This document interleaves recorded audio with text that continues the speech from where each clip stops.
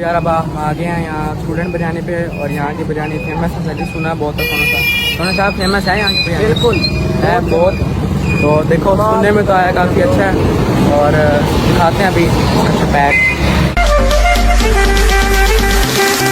Look at those palm trees, damn!